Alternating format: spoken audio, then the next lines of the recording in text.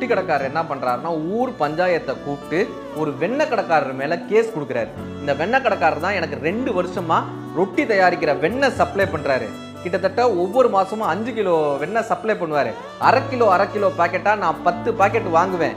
5 வருஷமா எனக்கு சப்ளை பண்ணிட்டு இருக்காரு. நான் இப்பதான் பாக்குறேன் ஒவ்வொரு அரை கிலோ பாக்கெட்லயும் 50 கிராம் குறையுது. 5 வருஷமா இப்ப அவர் என்கிட்ட இருந்து எவ்வளவு திருடி இருக்காருன்னு ஒரு கேஸ் கொடுக்குறாங்க. இப்ப எல்லாருமா சேர்ந்து வெண்ணெய் கடைக்கார்ட்ட கேட்கறாங்க. அவர் வெண்ணெயை நிறுத்து பாக்குறாங்க. கரெக்டா 50 கிராம் குறையுது.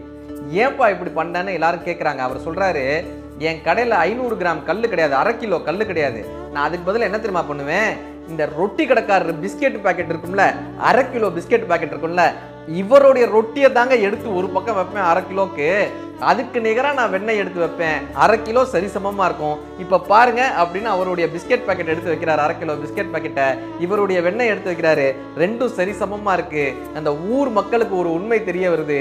இத்தனை வருடமாய் இந்த பிஸ்கெட் கடைக்காரர் தான் நம்மிடமிருந்து 50 கிராம் ஒவ்வொரு முறையும் திருடி கொண்டிருக்கிறார்னு உண்மை தெரிய வருது. இந்த உலகத்தை நாம் ஏமாற்ற வேண்டும் என்று நினைத்தால் இந்த உலகம் ஏதோ ஒரு வகையில் நம்மை காட்டி கொடுத்து கொண்டே இருக்கிறது.